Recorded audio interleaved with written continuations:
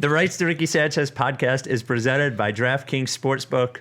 Download their top-rated app, sign up using promo code RTRS, and brought to you by Big Barker Therapeutic Dog Beds. Get yours at bigbarker.com/Ricky, LL Pavorsky Jewelers, where Rights to Ricky Sanchez listeners go and get engaged. Kinetic Skateboarding, get 9.1% off your first order with promo code Dave Silver. And Stateside Urban Craft Vodka, the official sponsor of the Corner 3 newsletter, statesidevodka.com. On the show today, the Sixers keep rolling. The magic number is 2. To clinch home court in the Eastern Conference. That's right, 2. The Sixers' most important executive gets a big profile in the Wall Street Journal. We'll talk about that. And someone in the mailbag is actually pessimistic about one specific Sixers player in the playoffs. It is not Ben Simmons. We'll talk about that as well. Before we get going, a thanks to the Sixers. That's right, the Sixers' PR, communications, and marketing staff were always... The front office has their different opinions about us at different times, but those folks in communications are always very helpful. And we have a Ricky listener named Justin, who is a active duty Army member. Has been in the Army for 11 years, actually helped us with the tanks versus babies debate. And his house burned down a few weeks ago. And he's doing okay.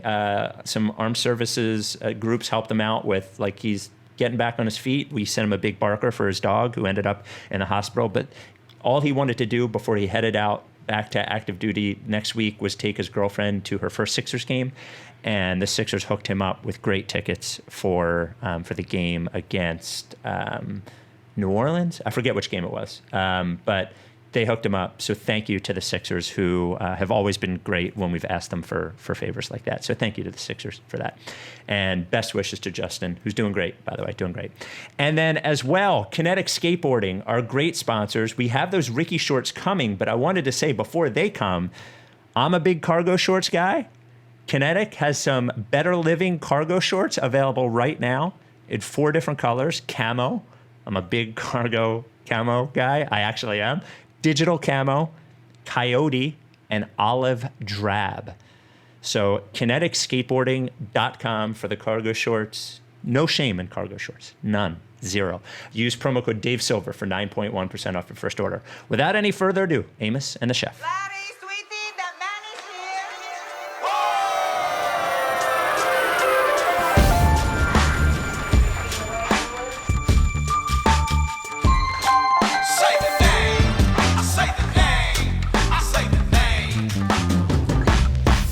We were right, y'all.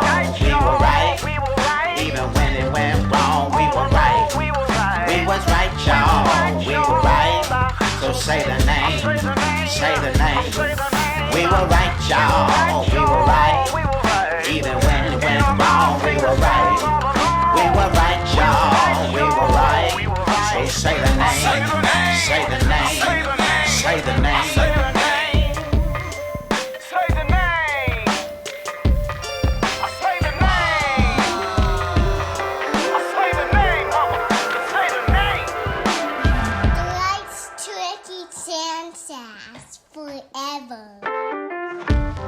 Welcome to the Rights to Ricky Sanchez podcast. I'm Spike Eskin, along with a guy who has had a week off of the pod without a loss, is refreshed and ready to go. That is Mike Levin. Hello. Yo. They have not lost. They haven't. I am in a 15-year-old boy's closet at my sister's house.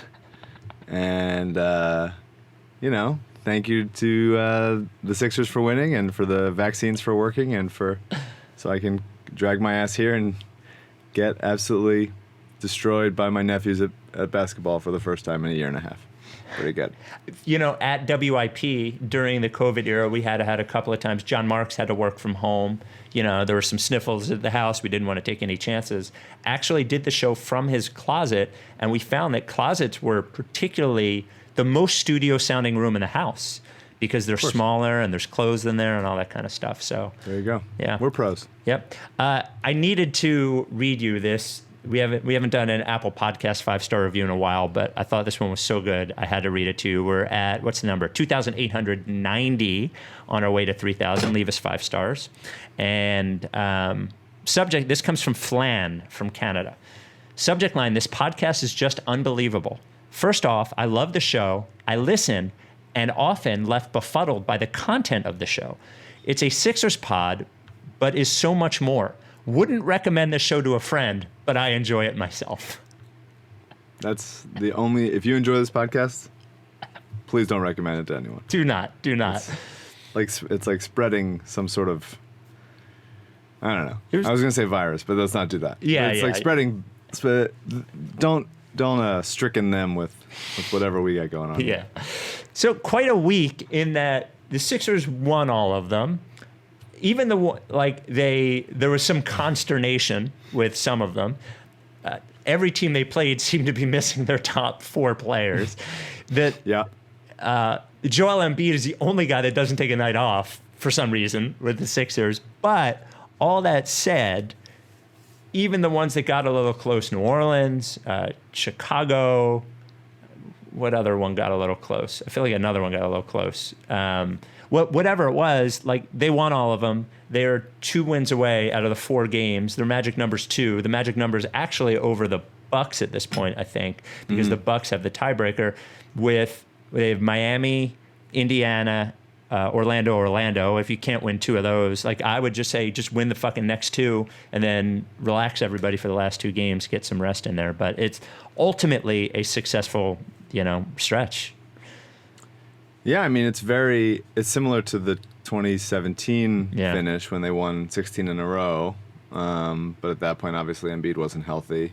And so you just kind of like, they're going to be the 1 seed. Like, that's barring anything deeply stupid, which is obviously not out of the question. Knocking on wood. They're going to be the 1 seed in the East. And for that to have happened in a very bizarre year like this, when there's reports from every locker room basically of how it's like there's weirdness and people are not having a good time and not liking each other, and the Sixers are just sort of trucking along, beating, sometimes too close, but beating bad teams, taking care of business, and like having very specific dance routines in pregame warmups.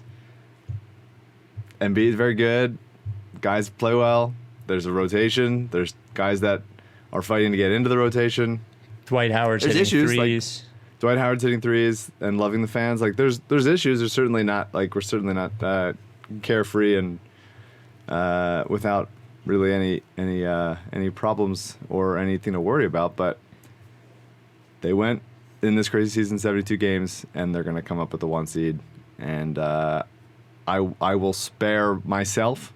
More myself than anyone else, but from relitigating the process here, I will just say it did work, and we were right, et cetera, et cetera. And we'll do that. We'll do that probably next week when there's a little bit of a look back. Yeah. Yeah. Can I ask very quickly? Can I ask very quickly though? And I don't want to do it here because I want to do it there, and we have some very important things to do on this pod. But I saw the thing with Twitter is like sometimes you'll log on and you'll be like, everybody's fighting about something. Like where did it start? Like what's the thing? So I logged on and I saw Sean O'Connor, who invented the lottery party, who I stole it from, talking about relitigating the process. And I was like, I couldn't figure out where it started from, only that you were talking about it. Was it just a tweet of yours is that how it started? Well, yes, and I'm very upset at Sean for muting the word process from Twitter forever, which is, I think, deeply upsetting. I think it's something he'll be happy for, but secretly regret forever. They were going to be the 1 seed, and so I tweeted sort of that it process worked, et cetera, and sometimes, the 5 to 10% of people that disagreed with that then got my mentions and stuff, and everything happened. But I didn't get too engaged, but I got probably more engaged than I should have. But it's just like anyone that's not here. Anyone that's disagreeing is wrong and acting in bad faith, and we'll get to it next week. Yep. Legs mentioned that since you've been verified, you've been that guy on Twitter 2 times. I don't know that I was this guy. I think I wasn't like it was. I certainly wasn't intending on starting any sort of firestorm. It was sort of just par for the course for me. And the Jokic thing was That was incident. That was totally incidental. I'm baffled by it. That was, I would say, more of like a main character moment. Despite the fact it wasn't like there's obviously way worse version of being a main character than a misunderstanding and a deeply held true belief. So we'll get to it next week. So and there's so like all you can there's so little to take from these games. You mentioned like the Sixers aren't a perfect team, and there have been a couple of things that have popped up during the streak, but it's such a weird time in the NBA with the number of teams actively not trying that, which is maybe 85% of the league at this point. I think the Sixers are left in the 15% of that actually are trying. But it's so hard to take anything from any of these games on a grand scale, good or bad. I think that they won them and that nobody is hurt aside from a Furk ankle is the best takeaway. The only two things I took from a basketball standpoint, from a good standpoint, is that Maxey has continued to contribute in a very confident, evolved way, and Thibault has, like, his defense has kept up, just in terms of its effectiveness and really just horrifying other teams. And those are the two basketball things that I took from it. Really, I had trouble taking much else. Yeah, I mean, I remember in that 2017 season where they won the Final 16, they were talking like it was a tough stretch for the first 66 games, but knowing that like it's going to end easy, and it ended even easier than they thought, and that's sort of similar to here. Like the Sixers, we knew after the All-Star break had one of the easiest schedules in the league, and there was that horrible run of like 7 games where it ended bad, but they got enough wins on the front end to not feel like a total disaster, and now they've just had a bunch of. I mean, they haven't played a team at full strength in like 3 months. Like I really have not. It's amazing. I don't remember the last time that they played a team that was a good team that had all their guys. Or I mean, I think it happened with Milwaukee, but we didn't have our guys. It's just like it just hasn't been there, which is disappointing. But I think at least for me builds up the anticipation for the playoffs. Yeah. Because it would be. I'm gonna open this window so you can see look at that. Come on, my face is glowing now. Yeah, that's great. And I'm just really super excited for the playoffs. But I agree with you about Maxey. Like, he didn't play in that Pelicans game, and they suffered for it. Like, there's just no excuse. That's a concerning thing. Like, Doc playing Mike Scott over Maxey, because the reasoning being like he thought Mike Scott was taller, and can't teach height. The Pelicans had taller guys. Like, that's just not.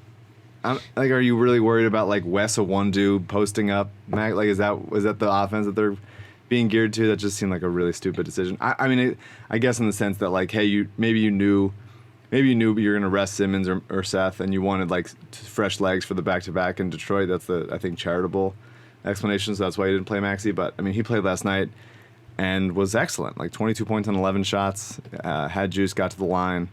Confidently took spot up threes. Yeah, I mean, well, okay, so he's 2 for 3 from 3, and what did I say whatever podcasts ago? The 3 that he missed, Spike, rimmed out. So, right. Which basically counts. And at this point, rim outs, and I'm saying this for myself also, rim outs should count for like 1.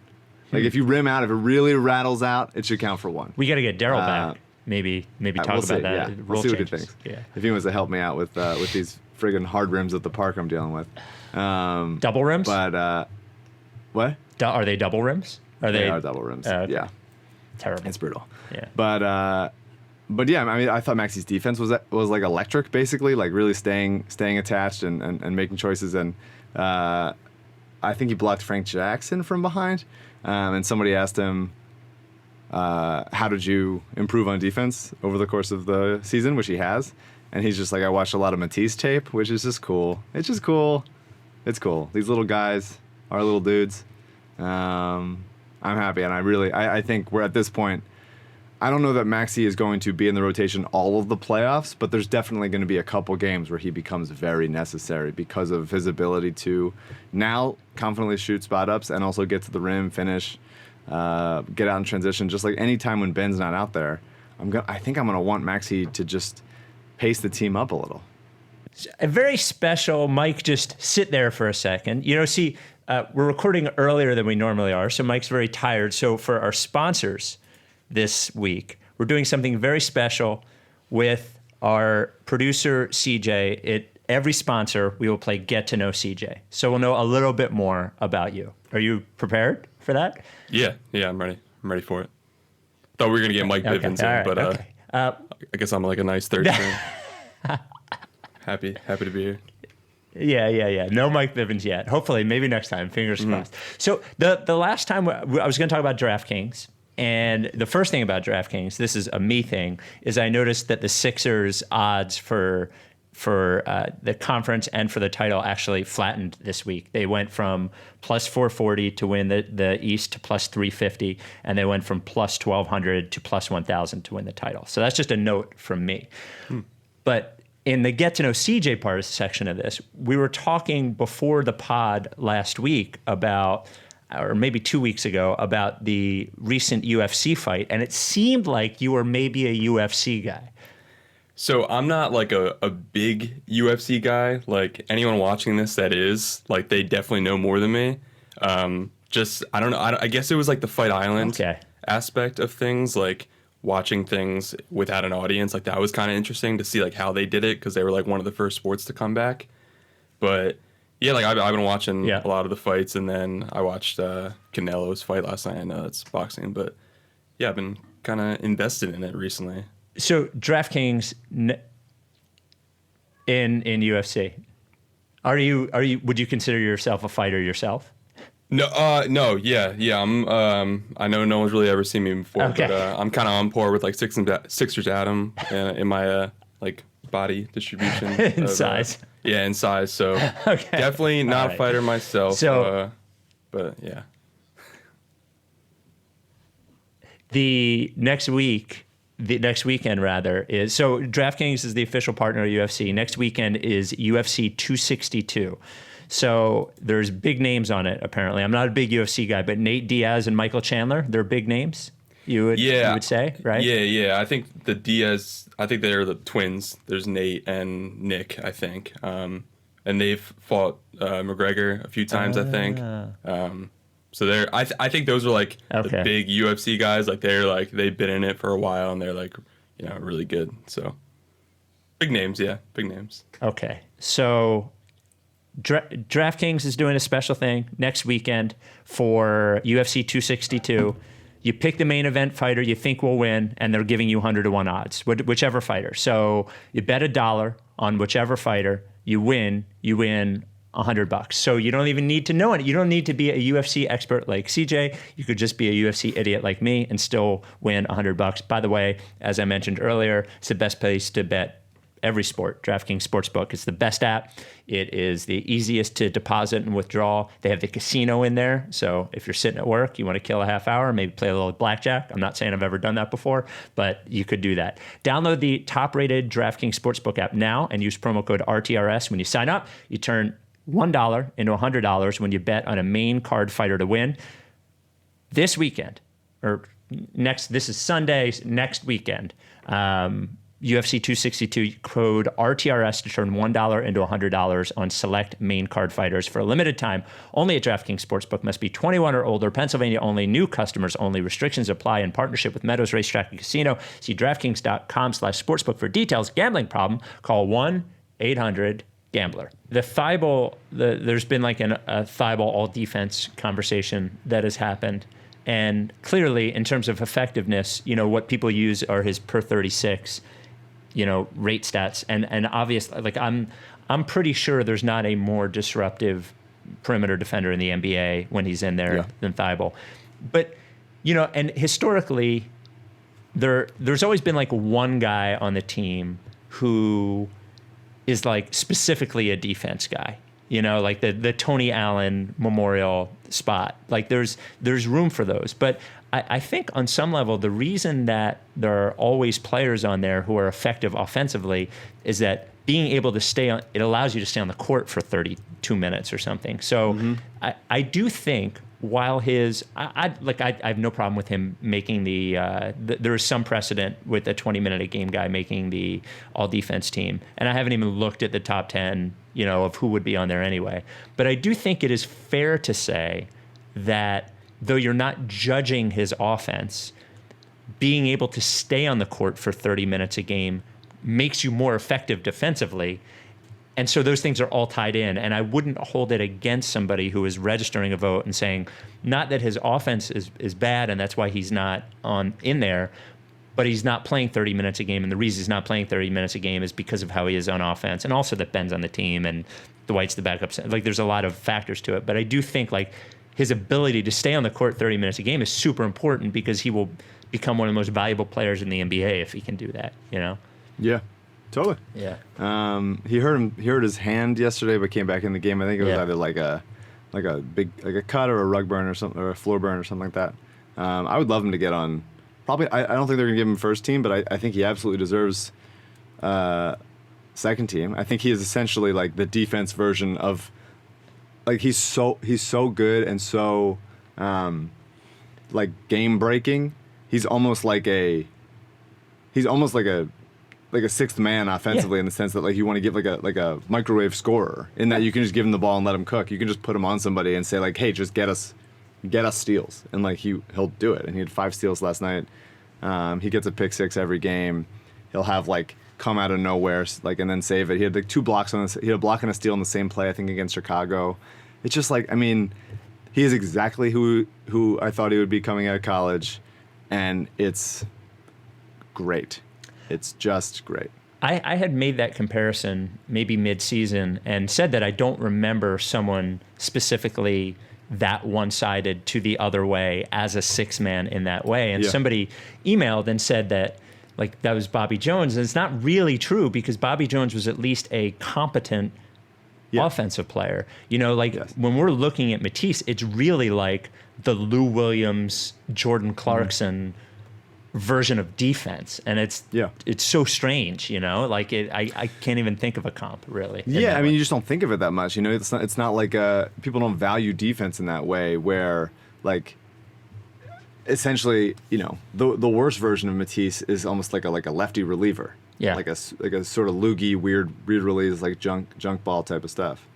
But he's so good that it's not like a gimmick. Like, it's not like it's let him do this one thing, and then if you scout him too much, you can't get him. He's just, like, really anticipates.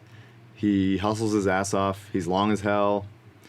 I'm really, really excited to see him in the playoffs and see how Doc uses them and stuff. Because, like, there's been this, I think Danny's had a good stretch here. I think his three's cooled down a little bit, and he'll still do some Danny things. God bless his heart. The Pelicans game was tough for that, but, like, he finished with the starting lineup when it was like, well, do you go offense defense with Seth and Matisse, or do you just put George Hill in there and not switch?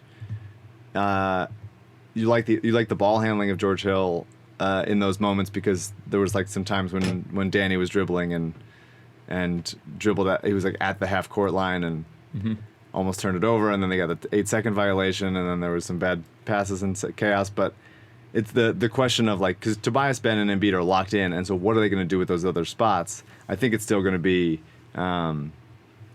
whoever's hot in that moment, more even than matchup probably, and what the situation dictates. But it's hard not to argue with, you need Matisse in for defense at the end of games. Like, it just feels like such a waste to, when you need a stop, not have that guy out there. And that's an argument for, okay, saving your timeouts in the second half so you can have a timeout to go offense defense. And I don't know if people like it or not, but, like, it's really if you have Matisse on your bench for defense at the end of the game, like, you have to feel like a fucking idiot. Like, you have to. And so whatever has to happen, whether it's George Hill and Matisse or George Hill and Danny, and then Seth and Matisse, whatever it has to be, like, there's got to be some switching that gets Matisse out there, because he's too good and too special to not have out there. Like Westbrook blocked a Karis LeVert shot at the end of the game in overtime last night, and it's really not hard to imagine Matisse doing something very similar in a like a short second playoff game that you're just going to want him there, and he's earned it, I think. To your point about timeouts, like, and as effective as it is on defense, on offense, I can't even imagine a crunch time possession with Matisse and Ben on the court together. Like it seems like a disaster. But defensively, it's just such a difference. Like they would be so difficult to score on, and that consideration is definitely something that we will have to keep an eye on from a coaching standpoint in the playoffs. The ability to be able to do offense, defense at the end of games, like they would seem impossible to score on with those. With if you could have Embiid, George Hill, engaged Embiid. Engaged Embiid when he's like switching on everything and going all out at the end of games. I mean, an end of game possession, if you could do something like Embiid, Ben, George Hill, Danny Green, Matisse Thybulle, like that's like it's pretty intimidating, in a defensive possession. So now, Mike, this is, I put up a poll on the Ricky Twitter yesterday, and it was what Sixers front office executive, past or present, is most responsible for the team's success this year. And the three options were Daryl Morey, Sam Hinkie, and of course Scott O'Neil. And only 10% of the audience voted for Scott O'Neil, which I thought was disappointing, especially here we are on the precipice of his second book coming out, Be Where Your Feet Are. And there was a feature in the Wall Street Journal this week. I wanted to read you some passages from this feature and get your reaction to our CEO's, publicity in the lead up to the release of his book in such a widely respected newspaper like the Wall Street Journal that I paid $4 to read this article this morning. Are you prepared for some of this? No. Okay. The headline is, for sports executive Scott O'Neil, failure is the best teacher. Subhead is the CEO of the Sixers and Devils thinks, quote, we just don't talk enough about struggles and setbacks. So here's the first quick passage I wanted to read you. Again, Be Where Your Feet Are, out in June, wherever you get your books. Hopefully there's everybody talks about struggles and setbacks. That's like the whole thing. That's exactly what everybody does. It's everything. It is the exact. Anyway, okay. So here we go. Just a quick 2 sentences. Wanted to see what you thought. This is actually one sentence. Quote, and this is written by the writer of the article. I don't even have it. I'll get that as we're talking. Scott O'Neil. A natural athlete who captained his high school basketball, soccer, and tennis teams, Mr. O'Neil grew fascinated by the business side of sports during a college internship at a marketing firm. A natural athlete who captained his basketball, soccer, and tennis team. So what I want you to know is when you're seeing that guy in the suit, underneath that suit is a sculpted former athlete. That's right. Yeah. It really is an incredibly favorable article with absolutely, and I did only read the first, 60% of it because I didn't get a subscription and I wasn't going to do it. Although somebody screenshotted it for us, so I read a little bit more. But then that side of the article was cut off, and I was like, I'm fine. Yeah. I mean, it's tough. There's a sad detail about, I think, a friend of his committing suicide and having sure, but it's just like, and I obviously feel bad about that. There's terrible. It's just the most positive article about a person I've ever read. I've just in like it's almost like they were like begging him to come on the podcast, and they're being so nice to him so that he would like come again. But it's just like, what are you doing? You're the Wall Street Journal. What are we doing? What is this? What is this article? Why was this a puff piece? It would be an article about me and my synagogue newspaper. What are we doing? Well, didn't we have one of those? We were in the Jewish Exponent. Yeah. That wasn't the Jewish Exponent. Sure. Yeah. So the next line, it follows. And I think that was more critical of us. Rightfully so. It was. So the next passage followed a note where he lost his job at MSG. And he says, losing the job was a blow to his ego. which he said left him disoriented and depressed. But after months of reading, learning, spending time with his family, and seeking feedback from trusted colleagues and friends, he stopped blaming others for his woes and began looking inside himself. Good lesson? It's a great lesson. Thank you for that. Okay. And now I'm learning it myself as well. Now, yeah. Here is now I want you to, this is a paragraph, it's a couple of sentences, but I want you to pick out the thing that I noticed most specifically about this. HBSE is Harris Blitzer Sports and Entertainment. That is the company that owns the Sixers and the Devils. And by the way, we were addressing this last time. Apollo Holdings does not own the Sixers. So if Josh Harris is out of Apollo, it would not affect the Sixers. He might even have more time. But here we go. Although Josh Harris did just buy a, $32 million mansion in Miami. Good for him. He deserves it. Yeah. Tough time in the housing market, but good to know you could find a deal still. A really nice, cost-effective deal. Congrats to Josh. The value of HBSC's holdings have risen fivefold since O'Neal started. The Sixers, once the butt of jokes, are now at the top of the league in the East. But Mr. O'Neal is most proud of the workplace culture he created. The Philadelphia Business Journal named the company the best place to work in Philadelphia 3 years in a row. He exchanges personal notes with new hires and gives everyone the business book, Leadership and Self-Deception by the Arbinger Institute, which he calls, quote, the greatest book ever written. When he arrived in 2013, there was only one woman who was vice president or higher. Now there are 18, he says. Yeah, I'm sure he's a beacon for femininity. Yeah, personal note, I think they meant a personal note inscribed in his book and left in a welcome package, I think. My favorite part of that is the note that the Sixers were once the butt of jokes. Now they're at the top of the league at the East, as right. In the list of his accomplishments. Couple more quick passages. This one I thought was particularly good. The pandemic forced hard choices in the face of plummeting revenues, and HBSE suspended bonuses and promotions for executives. The sacrifices made by top-level staffers, including Mr. O'Neal, meant the company did not have to lay people off. Now, as HBSE looks ahead at a season that, quote, may shoot past 19 and 20 in terms of results, having everyone in place to scale back up, quote, looks smart. So, he took a pay cut, saved everyone's job. Now they're primed to succeed. That's right. That's him.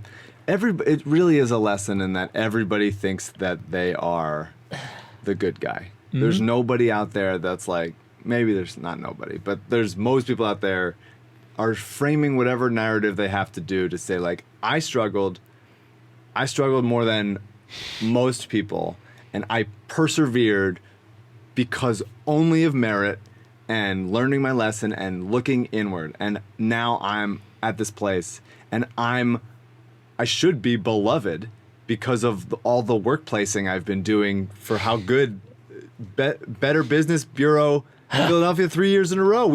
That's indisputable.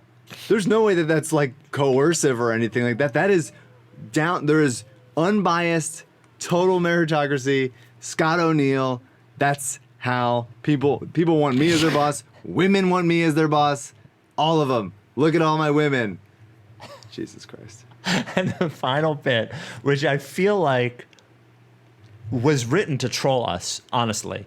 And I'm going to say quote. When I say quote in here, it is in quote. So I don't know if it was his quote or the writer put it there. So amid the strain of a job in which a lot rides on what happens this second, this minute, Mr. O'Neal takes comfort in the quote longer view granted by his religious faith. That's right. His religious faith told him to chill out about Michael Carter Williams' future and letting it okay. All right. It's Scott O'Neal who is really into the long view. That's him. Yeah. God bless him. God bless him. It really is an article of someone who works on, like, I don't know, Breaking Bad and is like a PA or like a production coordinator. Let's give him a little bit of results. A production coordinator, and like they're from, I don't know, Wyoming, and the Casper, Wyoming newspaper is talking about how the production coordinator is really so responsible for how good this show is. Except that in that case, nobody would see it, right? So the town could celebrate this person, and it would go on. Yeah, and in they this deserve case, like, congrats to becoming yes. Every show I've ever worked on to my family has been Mike's show, but it's correct. not. But Scott O'Neill is telling the Wall Street Journal, it's my team, and it's my team, and that was my team, and we're doing it well. But that is specifically why when everyone who listens to the podcast or me, these are all your shows as well. But every time we say that, you sort of downplay it on the pod because you understand that people are actually going to see it. That is the tone deaf part of the Wall Street Journal article, is that people who are going to see this, especially our people, the 9 million people who tweeted it at us or emailed it to us. So thank you. I think it's great. I recommend everybody do the free month of Wall Street Journal to read it, screenshot it, and learn from your trials and tribulations as you move through. The Hard to Stomach YouTube comment of the week is brought to us by Stateside Urban Craft Vodka. The big news, the rights to Ricky Sanchez playoff pack at statesidevodka.com. Here's what you get. You get a bottle of Stateside, which is laser engraved with playoffs 21, only counts if we win. So you get that, the commemorative bottle of Stateside full of wonderful Stateside vodka. You get the rocks glass, which if you're looking on YouTube is these dope glasses that are like made out of the bottle, which is great.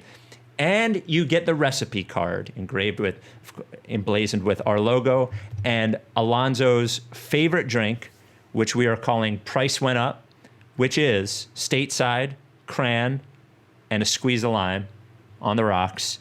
You get all that. It's $39.99. It's limited. It's basically like the cost of Stateside plus you get the collectible bottle and the rocks glass, and it's Zoe's drink. So statesidevodka.com. You can go to our website too and find the link. But you go to statesidevodka.com, go to spirits, and it is right there in the spirits. And will be nice to drink along as we are. We go through the consternation of every playoff game. So thank you, Stateside. We're gonna need it. Yeah, thank you, Stateside. Thank you, Zoe. 2 comments, YouTube, because we didn't have a midweek pod. By the way, everything's all right. It's like Mike had a schedule thing and like the game sucked, so we took one pod off. Relax. Here's the first one. Please have Daryl on during the playoffs to talk cryptocurrency and the vintage Magic the Gathering cards. When will the Ricky release a series of collectible NFTs?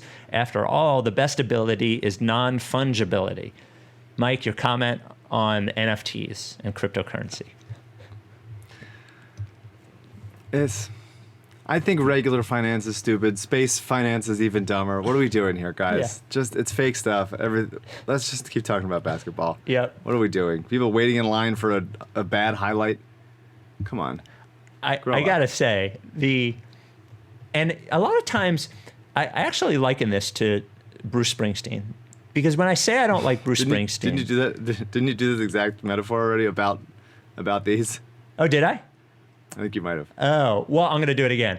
I mean, we do a lot of podcasts. Every time you say you don't like Bruce Springsteen, his fans go, oh, it's because you haven't listened to the right stuff or you don't understand it. And every time I say I think NFTs are silly, or I think they actually... You're paying for the receipt. You're buying a copy of art, and the valuable part is the receipt. Anybody can get the copy of the art. You're paying for the receipt with the number on it. Anytime I say I don't like it, people are like, oh, you just don't get it. And it's like, no, I get it. I also think it's stupid, and I get it. So there's enough regular money. Like, yeah, and this is why we like Sam, we like Daryl, but we're hesitant because this is stupid. Yep. And they like this stuff. Yep. And Abby is completely against NFTs. She likes regular art. She is our artist. Support Abby. As I mentioned, very special sponsor mentions this week as we get to know CJ. So for Big Barker Therapeutic Dog Beds, the only dog bed on the market, bigbarker.com/Ricky. One thing I do not know about CJ, are you a dog guy? Yeah, I've had dogs all my life, like all throughout my childhood. I'm turning 23 in 2 weeks. So this is actually going to be like the first time in my life that I don't have any dogs. I'm more of a cat guy now. I got a cat, so yeah, cats, dogs, all of them. Love them all. So my first pet was, I didn't have any pets growing up. My first pet was a cat, and it was when I was 29 and living in Chicago. And a cat is a good single guy, on the move, busy, on the move, single guy pet, because you could disappear for 16 hours or even a day, and the cat is fucking fine if you're there and fine if you're not there. Yeah. Whereas a dog is almost like a child. So it's a little bit easier with a cat. For sure, yeah. What kind of dogs do you have growing up? Any good ones? Yeah, they were all Shetland sheepdogs. I don't know what my dad's fascination was with them, but cute dogs, shed a lot. They were all named after Philadelphia athletes. So the first one was Pelly, after Pelly Lindbergh. And then the second one was Chase. Obviously, Chase Utley.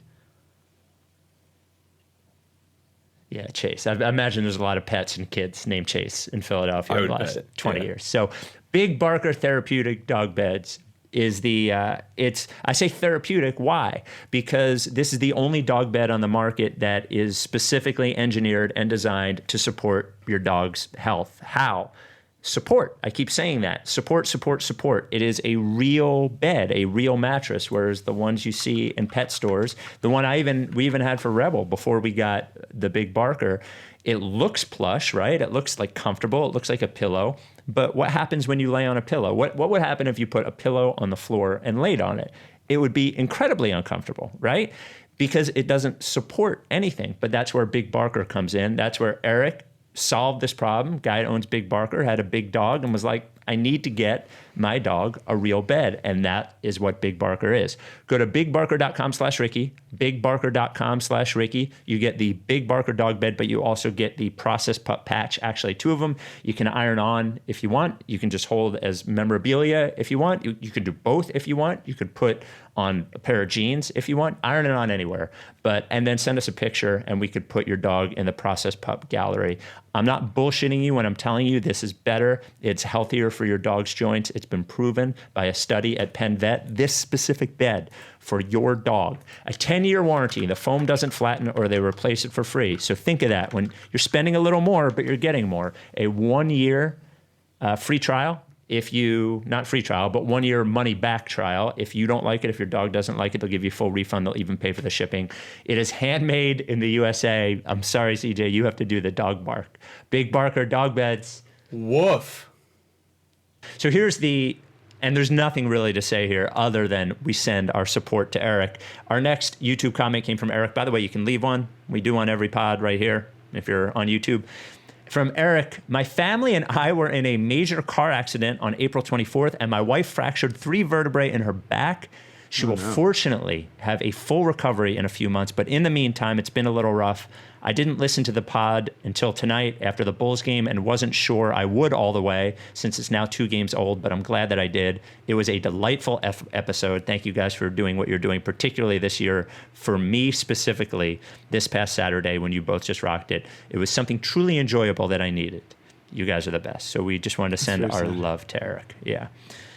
And stop fucking texting while you drive. Just stop it. Please stop it. Not Eric. Other people. I want to do a jigsaw before we get to the mailbag. It is a listener-submitted jigsaw, and it comes from a young child. Play. I will play this game. Game we play. I will play this game. I miss you. I will play this game. I'm worried. Play. I will play this game. And after the game, they were interviewing him, and they said, how does it feel to win the ultimate game? And he said, if it's the ultimate game, why are they playing it again next year? Michael sent in this jigsaw. It came from a 5th grader in Philly. Mike, here are your 2 choices. Would you rather jump into a pool of lemon juice while you are covered in paper cuts or drink trash juice? Oof. It's awful. Trash juice, obviously, is sort of the liquid at the bottom of the bins you roll out to the curb. Yep. And let's say it is from not your, I got to make this, let's say it is from a public bin somewhere. Yeah, it wouldn't even matter. I think I got to go paper cuts. Oh! I think the it would hurt a lot, but I think it would like cancel each other out a little. I think there would be a sort of equalizing feature to it, and I think after a second it would be not as bad. But the trash juice kills you. It's fucking disgusting. You could die of trash juice. There's like oil in there, friggin' toilet cleaner. I just get whatever it is. I'm not drinking trash juice. Wanted to puke. I would drink the trash juice, only because I can't even deal with one paper cut alone, much less jumping into lemon juice with tons of paper cuts. At least it's tasty. It's a good one. I'll leave it at that. A little benefit there. The Lorenzo Brown mailbag, and we will have time, I think, in that space. We have some space in between the Sixers' end of the season and when they start playoffs to really catch up on mailbag because you guys have been so good. Write Ricky Sanchez at gmail.com, one basketball, one non-basketball. I want to read you this from Arun. Arun? Let's say Arun. Months ago, you read an iTunes review which had the subject line that got cut off. It read, "I've been listening to them for so long, ... The rest of it was that I don't get mad anymore when they're wrong. It was actually a lie. I was mad at you for most of last year. The pandemic and fear that Trump would be elected drained my soul, and for many years, writes Ricky Sanchez, had filled it. When the world sucked, it was hard to listen to hours of complaining about dudes in the front office you wanted fired, complaints about billionaire owners, and Mike's reflexive wokeness. At one point, I got so mad I turned on you. I became a process hater and committed sins against the process. My basketball question is, how would you rank these sins in order of severity? 1, buying a subscription to The Athletic in order to leave anti-process rants in the comment section, actually causing Rich Hoffman to comment back in frustration. Wow. 2, Rich. Agreeing with anything anti-process that anyone on WIP said, including Spike's father. 3, reading articles by Marcus Hayes and Keith Pompey and completely believing them. 4, accusing you of racism for being two white dudes who kept referring to the players in a mostly black sport as assets.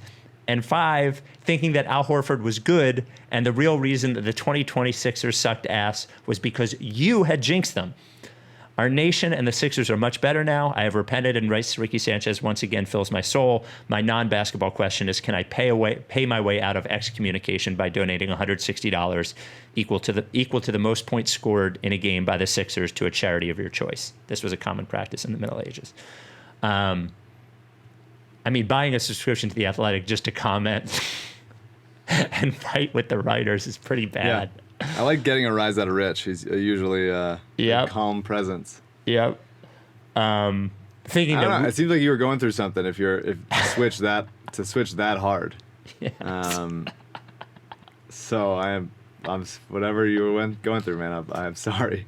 To agree with anything that Spike's dad is saying on WIP that's something must have gone wrong. So I hope you're doing better. Yeah, well, he seems like he's better. He did apologize. I told him, I wrote him back, you do not have to donate the $160 to a charity, but donating $160 to a charity is great. So go ahead and do it, and then you're excommunicated. You're not excommunicated anymore. This comes from Shane. Hey, fellas, hope all is well. We were all thrilled Tobias Harris caught fire week 2 of the regular season. He was playing very decisively, pulling the trigger, playing within himself. Not to mention some very sound, if unspectacular defense. It was a topic of conversation, and it showed in both the eye test and on paper. Through the All-Star break, he played excellent basketball. He has tailed off.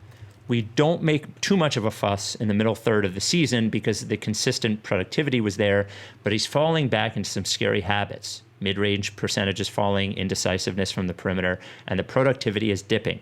The second half has dragged his scoring average under 20, and the eye test confirms it. He's not closing games like he did earlier in the year. One of the biggest reasons I had hope for this season was, holy crap, Tobias Harris is actually taking the necessary leap forward to all-star levels, and executing his role in the offense could be legit, but it's evaporating on us. How nervous are you that we're getting a diminished version of Tobias heading into the playoffs, and what does it mean for our championship hopes if we get a 7 of 16 from the field, 17 points, 0 free throws kind of Toby? I mean, I guess I just disagree. I think there was an alarming game. I think the Pelicans, neither Ben nor Tobias took a free throw, right? That was the game? Yeah. Yeah. And that's bad and alarming, and that will happen sometimes. But I think on a whole, broadly, his numbers before the All-Star break and after the All-Star break are the same. 31 games before the All-Star break in 34 minutes per game versus 28 games after the All-Star break at about 31 minutes per game. And the numbers are almost identical. 51, 40, 89 before, 52, 40, 90 after, 27.5 and 3.4 assists, and 19, 6, and 4. It's like, it's basically the same. I think that I'm actually surprised looking at it. Seeing how exact it is. I think it's a team that knows how to get points, knows how to get their offense. I think they occasionally go through stretches in the mud, but and against bad teams, I think they occasionally will play down to their competition and be distracted. And they've won 8 in a row, right? It's 8. Yeah. And that's nice. There's been things to be, upset about, and I would say Tobias certainly isn't shooting as many threes as I would like. But that is how he goes. He gets that's been happening, I think, for aside from the first little stretch of the season. He's been taking fewer, but he's still hitting them at a good clip and getting to his spots, and I think he's been and has been very continuously solid on defense when he's engaged. But I think against bad competition, the last some of the games, there has been a little bit of it's fine. I do think his knee's bothering him. That is my. But that is the one thing. So I would have told you that the numbers weren't so similar pre and post All-Star break. But you're right. There's a noticeable difference in May compared to April. I'm just looking at the splits right now. April, he was just as efficient, just scoring 17 rather than 22 a game, but only 27 minutes as opposed to 33. Yeah, they've just had opportunities to sit entire fourth quarters a lot. But here's the one thing that you mentioned that is very clear. So all of these months have the same amount of games. January has 13, but every other month has 12 for his games played. 63-point attempts in January, 40 in February, 32 in March, 28 in April, and would be on pace for another 28 in May. He has 13 in 5 games in May. It seems actually as he got more comfortable, he was shooting them less at his height, sort of in the middle of the season there. But, he's just not super comfortable shooting a ton of threes, and that's just who he is. And I think especially as Doc tinkers with the lineup to try to find opportunities when either Ben or Tobias will be out there at a time, so there will be a decent amount of stretches when they're not sharing a court together, and Tobias doesn't have to just be more of a floor spacer. I think that'll continue, but when they're out there together as starters, I do think that he's going to need to just let it fly, because there's still too many times, over the course of a game when it's, okay, we're trying to really delicately get a post pass into Joel from 21 feet out. And it's just someone's holding the ball, looking at it for a while, and it just slows everything down. And I think part of that is just running out in transition, and I know that they like Danny and Seth hoisting threes early in the shot clock before the defense is set. I would like Tobias to be that guy too. He does it occasionally, not as often as I'd like, but yeah, I mean, this is just who he is. But the version of Tobias that is, last year it was frustrating that he wasn't taking these threes. This year he's still not really taking them as much as we want, but he's so much more efficient in other areas of the game that it makes it easier to swallow. Yeah, I think the one Tobias stuff, and he hasn't, in fairness, it really hasn't been a lot of him this year that was happening with the Clippers that was working during the regular season that I just don't think flies in the playoffs, is that sort of pick and roll with him as the ball handler, sort of working his way around the perimeter sort of thing. But it's been much more, to my eye, much more ISO into that 15-footer than that long, 10-second, 8 to 10 second long pick and roll that I just think it doesn't play in the playoffs, really. This comes from Alex. If the Sixers win the championship and Embiid has the chance to mimic Shaq with a, quote, "How does my ass taste," quote, who should he call out? Jokic, LeBron, Giannis, Tatum, Kyrie. Do you have a particular, if you could have Embiid call out one other player if they win the championship, who would it be? Oh, Brian Colangelo maybe would be nice. Player, let's say player. Let's say player. I don't think that's, I think anytime things are going well for Embiid, he then does the like, I'm being a good boy, like routine, where he says like, I'm not going to say anything bad. I think when he was on Zach Lowe, he like didn't say anything bad about Cat or Andre Drummond or whatever. And it's like some of those guys are just so not on his level. So it would have to be somebody like Jokic or Giannis or something like that. But I don't want him to. I'd rather. Yeah.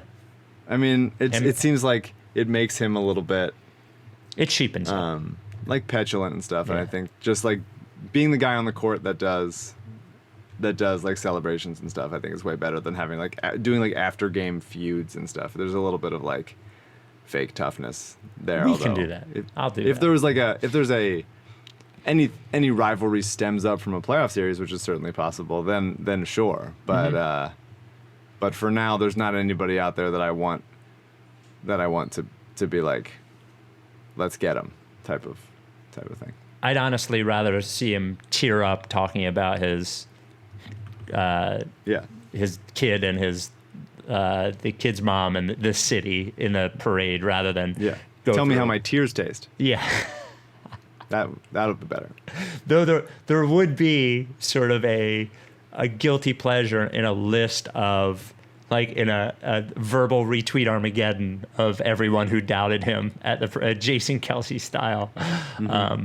Non-basketball question from Alex. Who is your ideal first concert post-vaccination and what venue? Do you have I know you're not an enormous concert guy, though you do like concerts. Do you have one that you would enjoy seeing? Probably. I can't think of anything. So I was thinking about, I've seen Dr. Dog live in concert a bunch of times, and I was thinking it would be cool to see them. It's obviously not like a raucous time, but, you know, I'm at my sister's house now. It's just nice to be anywhere else. It's just cool to be in a different place. So a concert is also a different place. That sounds fun. I have never seen, during the COVID era, I have become obsessed with the band Gang of Youths, and I've never seen them, and I would like to see them. I hate festivals. I would see them at a festival. I would see them in a club. I don't care. I just want to see them. My number one concert ever would be to see a Silverchair reunion in Australia, but that's not going to happen. So I want to see Gang of Youths. This comes from Dan. Hey, I'm a process truster in New York, but not in the cool group that buys ads. Basketball question. If Embiid from this year was healthy and on the 0-1 Sixers instead of Mutombo, could the Sixers have made it a real series? Yes. Of course. Absolutely. Right. Mutombo wasn't bad that series. He was just like very old and could only do what he could do. But yeah, I mean, like imagine Embiid pulling Shaq out to three and creating driving lanes for Iverson. It's ridiculous. It would be, I don't think the Sixers automatically win it, but it would certainly be a series having Embiid to put up against Shaq as opposed to Mutombo. You know? I wouldn't mind like one even mediocre shooter to add to that team because there were so few on that squad. I would like that. Side note, think about how great Embiid's reaction to the step over would have been. And yeah. I mean, like, Embiid reacting to Dwight hitting that three, and then some of the B-ball Paul stuff. It's been cool to see Embiid, like, you know, there's been over his career, it's been like, who is he to his teammates? He's very, at times very reserved, at times very like outward about jokes and online and everything like that. And so it's cool to see him. But there's been reports of like, you know, is he really engaged? Is he involved? Is he just doing his own thing? And I think especially last year while his girlfriend was pregnant, I think it was especially like, I'm just not going to be there. He's sort of removing himself from the situation. And this season it feels like he's like easily having the most fun that he's ever had, both on the court and with his teammates. And it's cool to see that. I love him and I'm happy for him. As we continue with our Get to Know CJ part of the sponsor reads this week, LL Pavorsky Jewelers, I think the question is, CJ, are you ready to pop the question to anyone in your life right now? And if so, do you want to announce that during the LL read on the pod? Yeah, that's pretty relevant. My girlfriend and I make jokes every now and then about rings and stuff, and I always say I'm gonna go to LL. Like there's no one else I could really possibly go to, but for this pod, I'm probably gonna save it. Maybe the playoffs or something. We'll see how well we do, how the moods are feeling. Maybe it's actually not a bad like sort of stall tactic. If you're not quite ready, you can say, "Yeah, hey, I already have the jeweler scouted out." So it seems like you've done a little work on it already. You know? Exactly. Yeah. Of course, we're recording this on Mother's Day. A lot of people went to LL for Mother's Day gifts for their wives, for their girlfriends, for their moms, whatever. We always talk about engagement rings because that's what LL specializes in. But like he specializes in love, baby.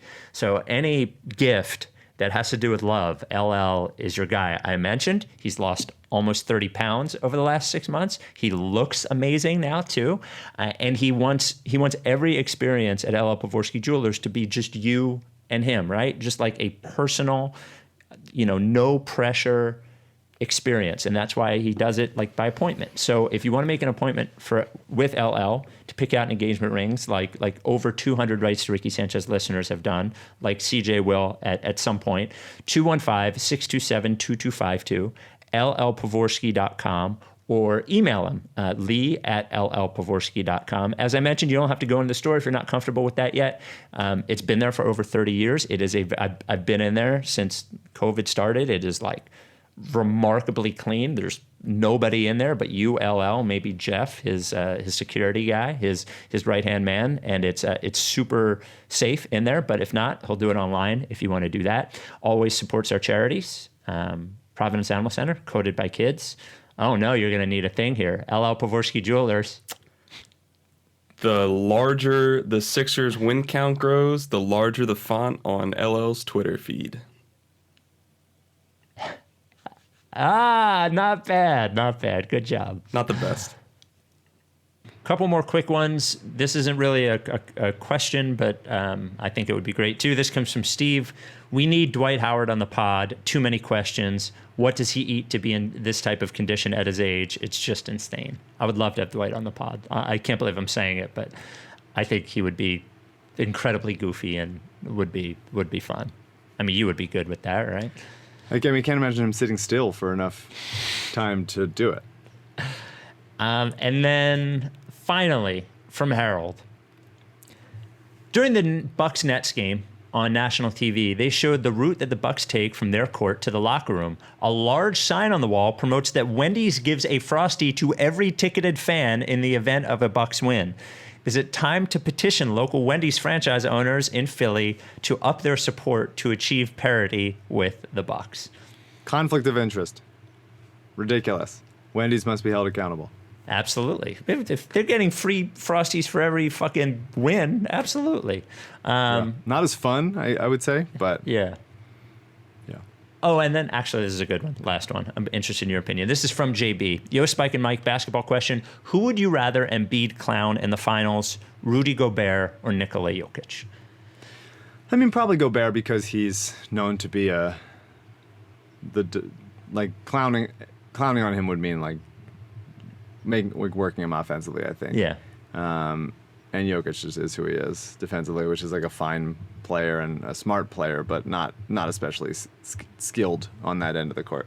Gobert is also an easier matchup for Embiid on the other end. Jokic would be tough for Embiid because he just he pulls him away from the basket, and I think a lot of stuff that Jokic does to other guys, whether they're not smaller or smarter or as mobile, but would not happen with Embiid and be a fun matchup for sure.